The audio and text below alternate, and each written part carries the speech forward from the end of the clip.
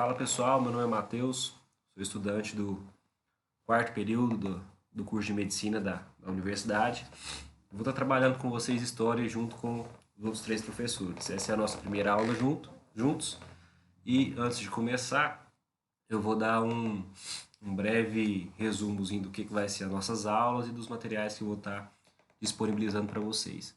Com relação aos slides, todos eles eu tentei deixar o mais completo possível. Então, fiz todos eles com base nos livros que eu estudava na minha época de cursinhos. Todos os slides que eu fiz são baseados nos livros do Cláudio Vicentino. Eu tenho eles em PDF, se alguém quiser é só pedir que eu mando. As listas são basicamente 20 exercícios cada. Não precisa fazer tudo.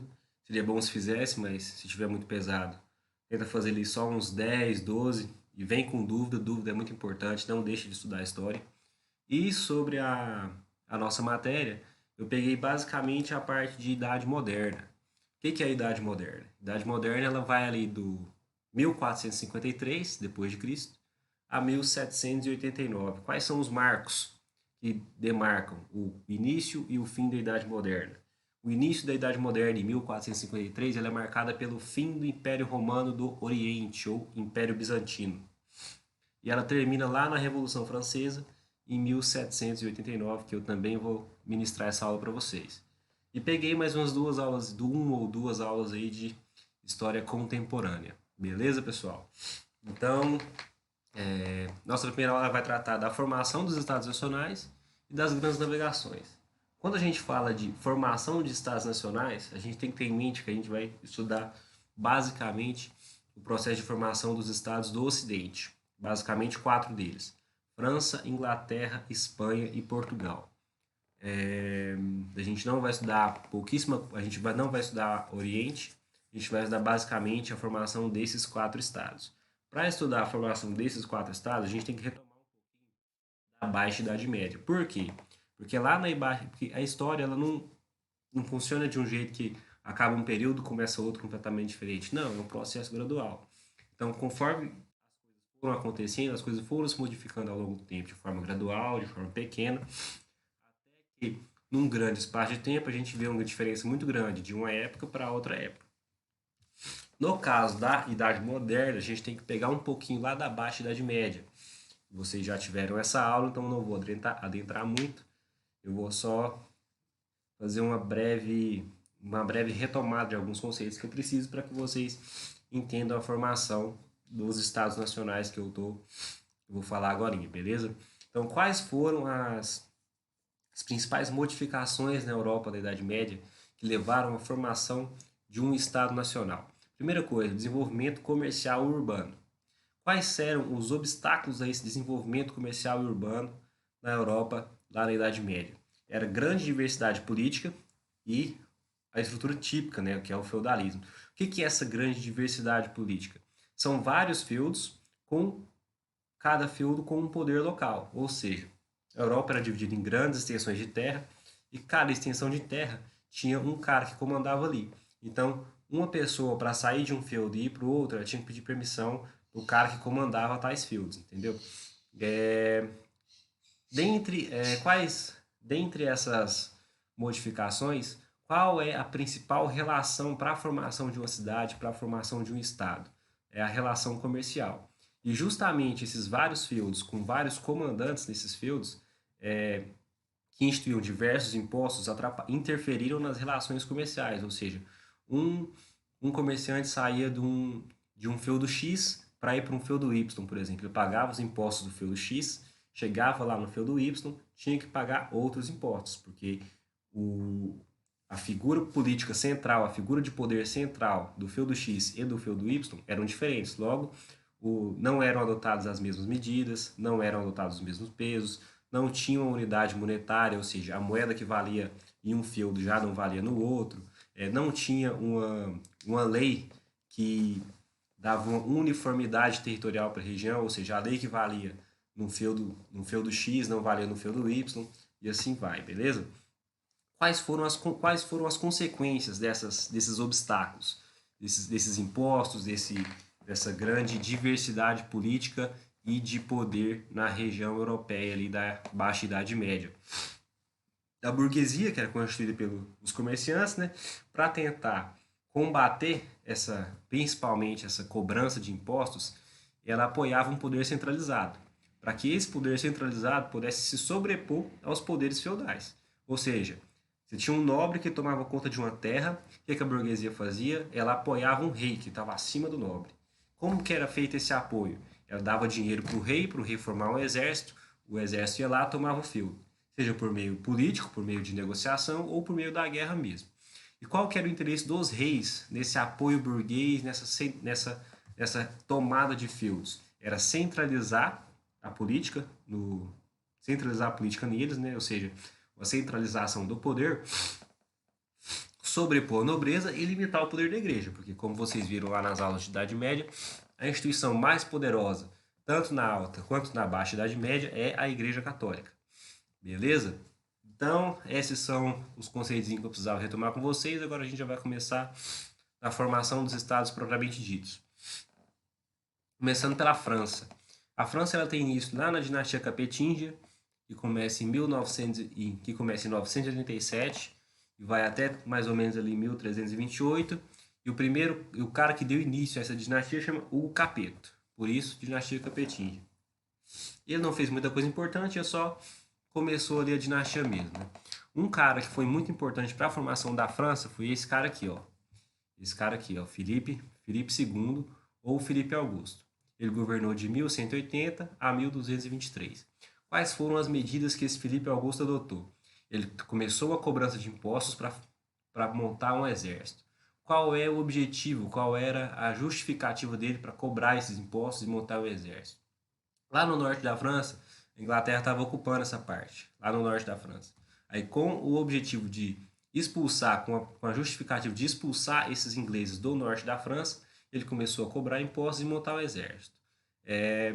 Esse fato dessa montagem de exército, da expulsão dos ingleses do norte francês, que se deu início à transformação da monarquia feudal em estado centralizado lá na França. Aí aqui, como está dizendo aqui, ó, após a expulsão, o Filipe II se impõe sobre a nobreza, que foi aquilo lá que eu falei que era o interesse real. Eles queriam se sobrepor à nobreza para mostrar que eram eles que mandavam ali na região.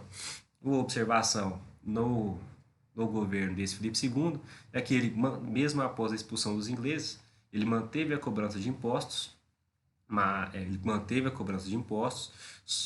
centralizou ainda mais a monarquia, que garantia a ele tanto poderio militar por conta do exército quanto poderio político, mas manteve os privilégios da nobreza, porque a nobreza era uma classe política importante da época.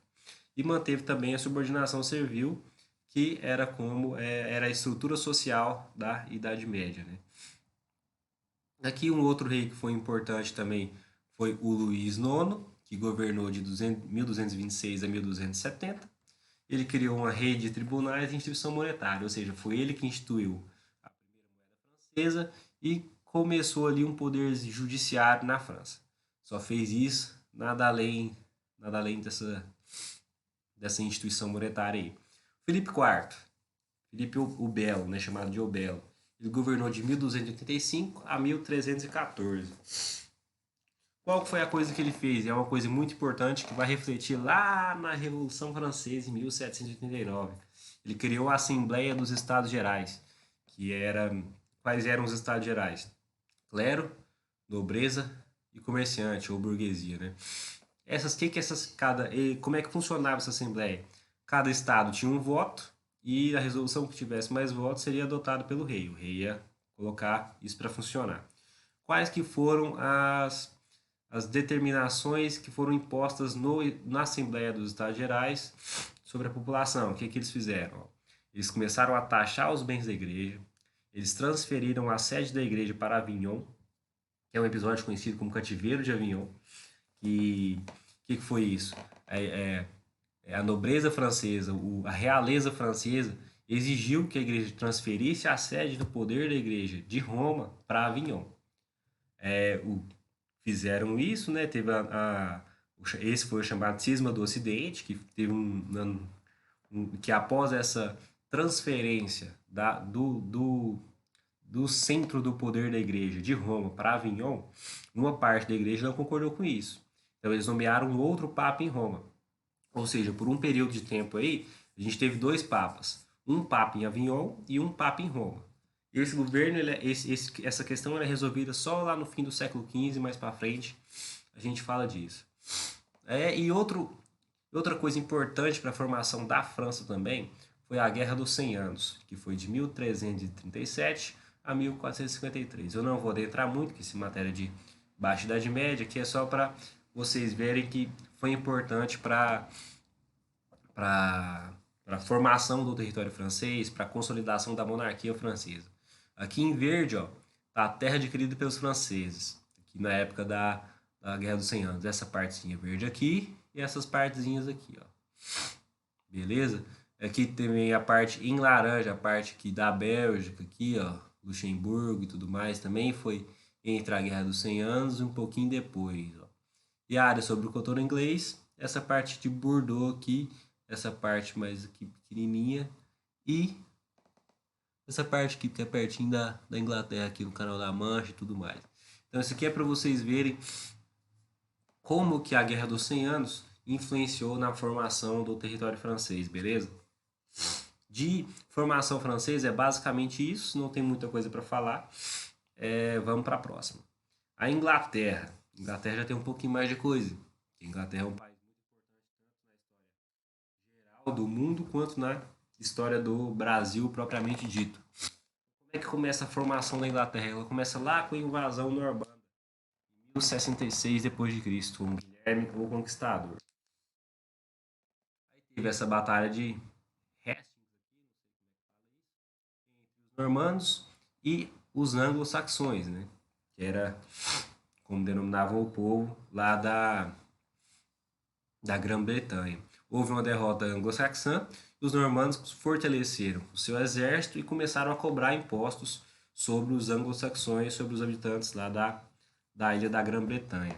Né? A dinastia normanda, ela foi... Aí houve a dinastia normanda e tudo mais, até que essa dinastia foi substituída pela Plantageneta, pelo rei Henrique II. Ele não fez nada, ele só foi o cara ali que substituiu a dinastia normanda pela Plantageneta. Depois, Ricardo Coração de Leão. Ele não governou muito tempo, como pode ver aí. Governou 10 aninhos só, de 1189 a 1199. Ele é conhecido porque ele era um rei muito... Ele era um rei que gostava muito de guerrear, morre até numa guerra e tal. Ele foi morto ali na Terceira Cruzada, que foram aqueles movimentos que a igreja tentou reconquistar Jerusalém. Essa foi a chamada aí Cruzada dos Reis, que ele acabou morrendo. E depois teve o irmão dele, que é o chamado Rei João Sem Terra. Esse cara, ele não batia muito bem na cabeça, ele cobrava muito imposto, a população não tinha condição de pagar imposto, ele ali cobrando imposto. E aí, por isso que fala aí, ó, quais foram as medidas que ele tomou no governo dele. Você pode ver que ele governou por pouco tempo também, ó, de 1199 a 1216. Ele teve uma elevada cobrança de impostos, como eu falei, que gerou uma insatisfação da nobreza. E tendo em vista isso, foi imposto a ele a Magna Carta, de 1215, que nessa Magna Carta todos os lords ingleses assinaram e o rei também tinha que assinar se submetendo a ela. Era no comecinho ali, pode-se dizer que é o período embrionário ali da atual monarquia parlamentarista inglesa, que o rei está ali, mas ele é subordinado aos lords na época, hoje no caso ali ao Senado, à Câmara dos Deputados inglesa. Então, o que dizia essa Magna Carta? Os novos impostos só podem ser criados a partir da aprovação do Grande Conselho. O que era esse Grande Conselho? Clero e nobreza. Clero, porque era a igreja, né, uma instituição ainda poderosa. Você pode ver que nessa época a gente ainda está na Baixa Idade Média, então a igreja ainda é a instituição mais poderosa da época. E a nobreza que eu falei dos lords, né? Que apesar de ter o rei, cada região ali tem o seu governo, mas cada governo dessa regiãozinha é subordinado ao rei. Aí, o que significou isso na prática? Uma limitação do poder real. Então, o que você tem que saber desse slide que eu estou falando aí? Ó? O que você tem que saber? Basicamente do João Sem Terra, que é onde começou a Magna Carta ali, que é a parte ali inicial da monarquia parlamentarista inglesa, beleza? Depois aí a gente teve Guerra dos 100 Anos, né, que eu acabei de falar lá, a Inglaterra ganhou grande parte do período dessa guerra. A Inglaterra estava saindo vitoriosa, até que surgiu a Joana d'Arc lá na França virou o jogo aí para os franceses e os ingleses saem derrotados dessa guerra.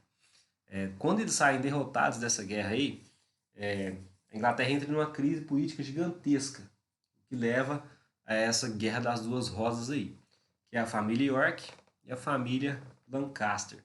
Por que Guerra das Duas Rosas? Porque as duas famílias eram simbolizadas por rosas.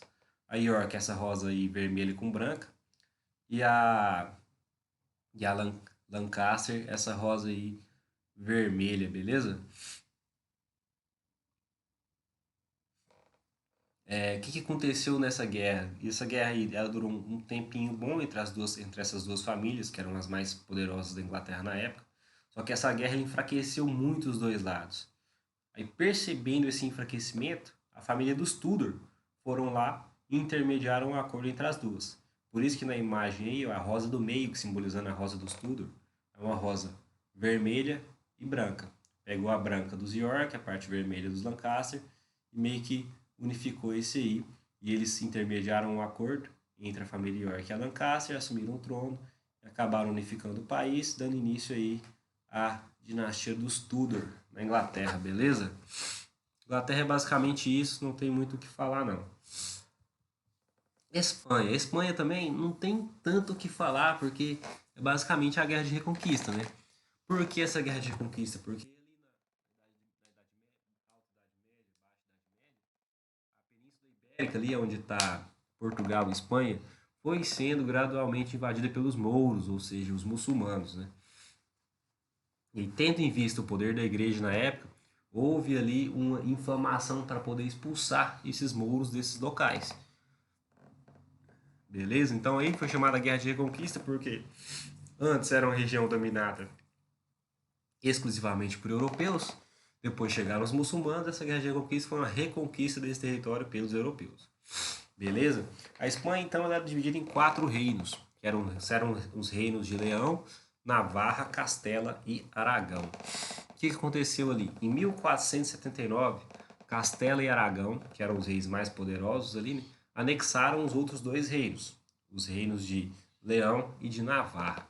E para unificar o país, eles se uniram por meio de um casamento. Fernando de Aragão e Isabel de Castela, que eram conhecidos como os reis católicos. Que eles fizeram aí para consolidar essa monarquia espanhola? Eles deram origem ao Estado centralizado espanhol por meio do casamento, porque como Castela e Aragão já tinha anexado Leão e Navarra com o casamento do Fernando e da Isabel, eles acabaram que uniram os 2 reinos. Então, eles acabaram centralizando o poder espanhol em torno de uma família só. E esse processo ele é consolidado mesmo assim com o fim da Guerra de Reconquista Espanhola, que aconteceu lá em 1492, com a conquista de Granada, que é uma região da Espanha, né? Uma região da Espanha, essa região aqui no mapa, essa região em roxo, que foi onde expulsou definitivamente os mouros da Península Ibérica. Por que da Península Ibérica e não só da Espanha? Porque nessa época Portugal já havia se formado há muito tempo. Já havia expulsado os mouros lá da, da, da Península Portuguesa, ali do Condado Portucalense há muito tempo. Nessa época aí, Portugal já estava com expansão marítima lá na frente. Espanha que demorou um pouco mais nesse processo. Então foi em 1492, com a conquista de Granada, que houve a expulsão definitiva dos mouros da Península Ibérica. Aqui no mapa, ó, você pode ver, ó, parte em laranja, Espanha cristã, onde estão os 4 reinos que eu falei. A Guerra de Reconquista, ó, entre 1150 e 1212, pegou essa parte aqui de Valência, beleza? Mais um tempo de reconquista, 1212 a 1276, pegou essa partezinha aqui, ó, de Sevilha, Andaluzia e tudo mais. E lá em 1492, conquistou aqui o Reino de Granada, que era o último grande reinado muçulmano da Península Ibérica. Beleza, pessoal? De Espanha é basicamente isso aí. Portugal agora. Portugal é importante. Presta um pouquinho mais atenção nessa parte da aula. Como que começa a formação do Estado Nacional Português? Começa lá com o rei Afonso IV de Leão, que ele doa algumas terras ao Henrique de Borgonha, que era um francês que estava participando dessas guerras de reconquista lá na Península Ibérica. Esse Henrique de Borgonha, ele nomeia essas terras que são doadas a ele pelo rei Afonso de condado portucalense, e devido a disputas familiares e tudo mais, houve a independência desse feudo em 1139, beleza? Daí, nesse ano, começa a dinastia de Borgonha, que vai ali de 1139 a 1389. O que essa dinastia de Borgonha foi responsável por fazer no condado portucalense? Ela promoveu a guerra de reconquista no território português e, consequentemente, expansão das fronteiras, tá? Então, Portugal ele era menor do que era hoje. Foi a guerra de reconquista que expandiu um pouco as fronteiras e fez crescer o território, que é o território português, que é como a gente conhece hoje, e fortaleceu o setor mercantil. Pela posição geográfica que Portugal tá, né? Portugal, ele é a porta de entrada ali para o mar Mediterrâneo, que era a principal rota comercial da época. Então ele torna-se ali uma rota marítima que liga o Mediterrâneo ao norte da Europa, que foi de maior importância no século até o século XV, beleza? Daí, em 1383, morreu o Fernando I, que era o último rei de Borgonha, mas não deixou herdeiros.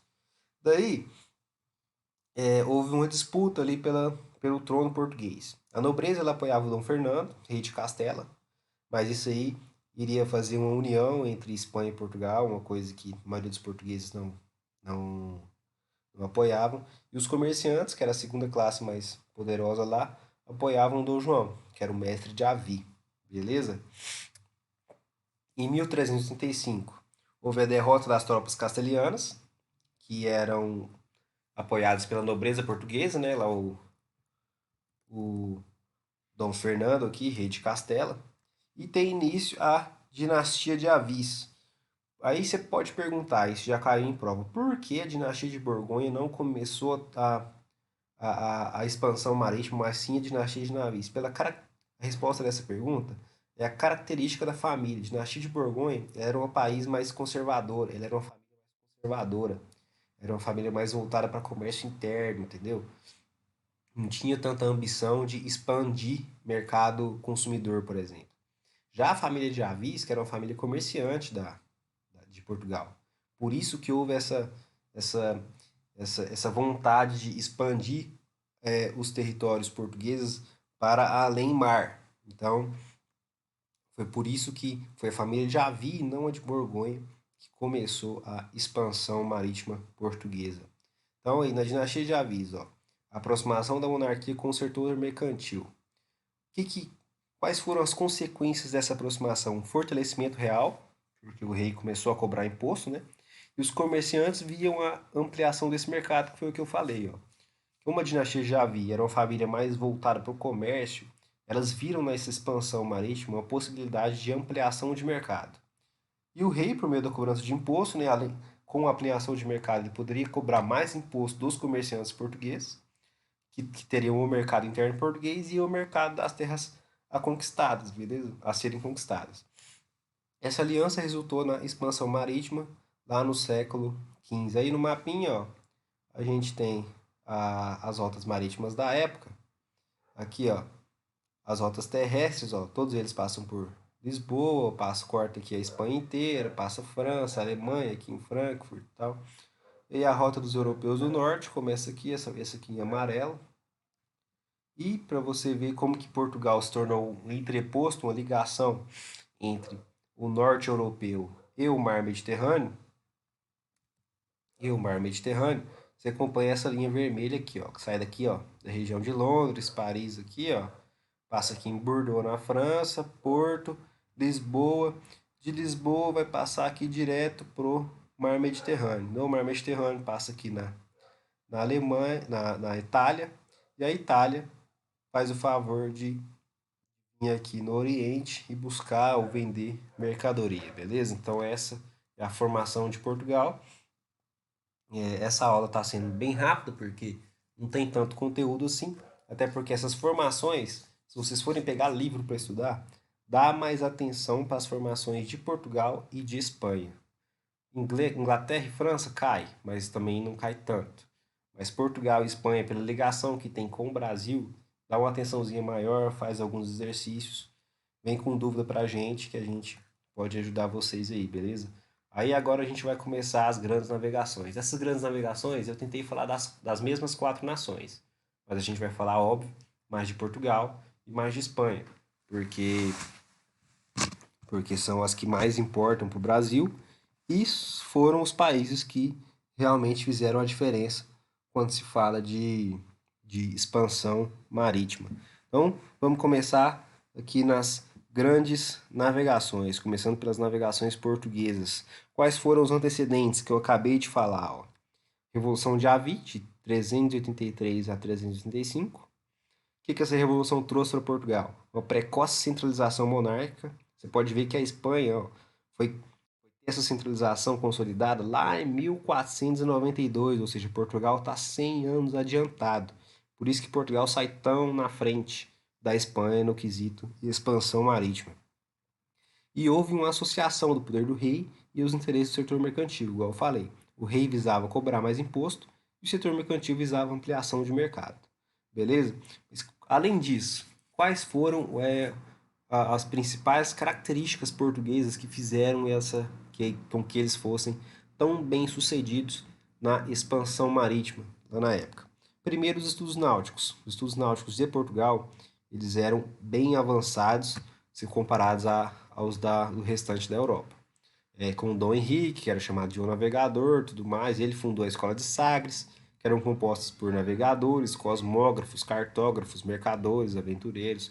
Tudo isso aí colaborou para que a expansão marítima portuguesa fosse tão bem sucedida. Aí fala, os conhecimentos envolvidos permitiram o projeto expansionista português. Os antecedentes são basicamente isso, vou falar rápido que eu acabei de falar na formação do Estado Nacional Português. Então, o início da expansão marítima europeia. Quais eram as condições políticas? Existia um estímulo governamental, justamente pela associação rei e burguesia. Aí que eu falei, ó, o interesse do grupo mercantil na ampliação do mercado comercial e a nobreza também se envolve, apesar de relutante no início, ela acaba se envolvendo, porque qual a diferença entre o setor mercantil, no caso a burguesia, e a nobreza? A nobreza ela é uma instituição que vem lá da Idade Média, ou seja, para a nobreza, o que é ser rico? O que é riqueza para a nobreza? É ter terra, ter muita terra. Já burguês, setor mercantil, não, quer ter dinheiro. Então, por que o burguês ele visava ampliar o mercado comercial? Para vender mais. E por que a nobreza se envolve no intuito de conquistar nova terra? Porque para a nobreza, quanto mais terra, mais rica ela é. Entendeu? E quais eram as condições culturais? Ou seja, sentimento cruzadista, propagação da fé cristã. Você pode lembrar que a Península Ibérica, e tanto Espanha quanto Portugal, são países muito católicos, muito ligados à igreja. Então, a propagação da fé, sentimento cruzadista de ir para novas terras e propagar a fé cristã é um sentimento muito forte dentro desses dois países.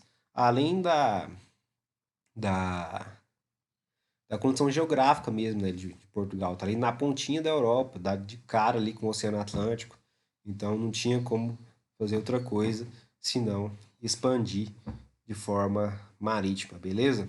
Qual foi o marco inicial da expansão portuguesa? Ela tomou Ceuta, lá no norte da África. Agora tem um mapinha para vocês verem onde é que é.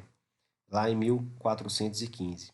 Quando a Portugal começou essa expansão marítima, quais eram os objetivos do, do, da monarquia portuguesa ao financiar ou estimular essa expansão marítima? Chegar às Índias, que não sei se foi falado ali na Baixa Idade Média, mas as especiarias do Oriente estavam muito em alta nessa época, e as Índias eram, a Índia propriamente dita, era a grande distribuidora dessas especiarias, então quem conseguia ir lá na Índia e voltar com, por exemplo, um navio abarrotado de especiaria, tinha lucro lá de 1.000, 5.000% por navio, entendeu? Então as Índias eram muito visadas nessa época, mas não podiam passar pelo Mar Mediterrâneo, porque do Mar Mediterrâneo, a rota pelo Mar Mediterrâneo era controlada pela Itália, né? Então, se fosse passar por lá, tinha que pagar para os italianos fazer, e acaba que não compensava tanto a viagem. Aí eles acabaram que estimularam, procuraram uma nova rota, né, que era o périplo africano, ou seja, o contorno do continente africano, ou seja, pegar ali em Portugal, descer o Oceano Atlântico inteiro até o Cabo da Boa Esperança, lá na África do Sul, lá embaixo, contornar, sair no Oceano Índico e subir lá para Calicut, na Índia. Essa foi a rota que os portugueses começaram a fazer, beleza? Daqui a pouquinho tem um mapa para vocês verem isso aí. Esse périplo africano, o que que trouxe para a África, para Portugal nessa época? Houve a instalação de colônias no litoral africano, né, óbvio. Aqui está falando aqui, ó, as datas, ó. 1488, Bartolomeu Dias chega ao Cabo das Tormentas, que é o Cabo da Boa Esperança, lá na pontinha da África do Sul. Por que Cabo das Tormentas? Porque chegou lá, não conseguiu passar, porque é região de mar muito agitado, muita tempestade e tudo mais. Aí só lá em 1498, com o Vasco da Gama, ele passa o Cabo das Tormentas. Assim que ele passa o Cabo das Tormentas, ele rebatiza esse pedaço ali, chamando de Cabo da Boa Esperança, e chega às Índias. E em 1500 sai Pedro Álvares Cabral, que também tem o objetivo de chegar lá na Índia, mas ele acaba desviando ali lá para o litoral brasileiro. Mas ele vai lá, vem aqui no litoral brasileiro, depois vai lá para a Índia e volta para Portugal. A viagem do Pedro Álvares Cabral aí, ele rendeu aí, alguns livros dizem aí, cerca de 5.000% de lucro para o governo português na época, beleza? Tendo em vista essa nova rota descoberta, Lisboa torna-se um importante entreposto comercial, ou seja, já era um entreposto comercial muito importante devido ali, porque a galera sai do Mar do Norte, tem que percorrer ali a Península Ibérica para adentrar ao Mar Mediterrâneo. Então, querendo ou não, já parava em Porto ou em Lisboa. Então, a partir dessa nova rota, Lisboa passa a ser ainda mais importante, se não a mais importante do mundo na época. E houve um enriquecimento aparente do governo português. Por que aparente? Porque Portugal ele tem muito pouco recurso humano e material por ser um país muito pequeno. Então ele dependia das companhias holandesas e italianas, ou seja, pegava o navio dessas companhias, pessoas, tripulantes, navegadores dessas companhias para poder fazer sua expansão marítima. E acaba que devia dinheiro para essas duas companhias, então grande parte do dinheiro que entrava ia para essas companhias como pagamento de dívidas e tudo mais, por isso o enriquecimento aparente do governo português, beleza? Então, o que eu falei, ó, expansão marítima portuguesa. Aqui onde é que tá Lisboa. Ceuta bem aqui, ó, 1415, primeiro marco. Aqui uma nova colônia de Arguim, colônia de Guiné. Depois veio aqui, ó, o Cabo da Boa Esperança, a África do Sul tá aqui. Transplantou o Cabo da Boa Esperança aqui, ó, fez mais uma colônia aqui, que não tem o nome, e que chegou aqui em Calicut, na Índia, onde era o principal destino para pegar as especiarias do Oriente. Aqui na legenda a gente tem basicamente o que eu já falei, ó, 1415 tomada de Ceuta, de 18 a 32 ocupação do arquipélago dos Açores, introdução do sistema de capitanias hereditárias e tal. Essa capitania aqui, ela foi dotada no Brasil justamente por ter sido dotada aqui, porque aqui deu certo, no Brasil não tanto, né, mas a gente sabe como é que foi. E aqui, conforme depois vocês leem isso aí, qualquer dúvida vocês mandam pra gente, que a gente vê o que faz, beleza? Vamos pro próximo. Navegações espanholas. Navegação espanhola não tem muito o que falar, porque basicamente as rotas mais perto da Índia já estavam sendo dominadas, né? O Mar Mediterrâneo pela Itália, pelos italianos e pelos holandeses, e a parte ali contornando o continente africano estava ali sob comando de Portugal, que na época era potência, ninguém tinha coragem de peitar Portugal para nada. Daí, ó, no mesmo ano, ó, que consolidou-se a monarquia espanhola, o território espanhol, 1492, lá com a tomada de Granada, expulsão dos mouros e tal, Cristóvão Colombo, o que esse cara fez? Qual que era o objetivo desse cara? Ele queria chegar às Índias viajando apenas para o Ocidente, contornando o globo terrestre. Ou seja, ele já tinha a crença de que a Terra era uma esfera, a Terra era redonda. Ou seja, Se ele for sempre por um rumo, ele vai chegar no mesmo ponto de partida que ele saiu. Então, qual que era o objetivo dele? Ele ia sair da Espanha e aí sempre rumo ao ocidente até chegar nas Índias. Sempre para o mesmo rumo, beleza? Só que ele chega no continente americano, ali na ilha de Cuba, mais ou menos, e pensa ter chegado ao Oriente, mas a gente sabe que não foi.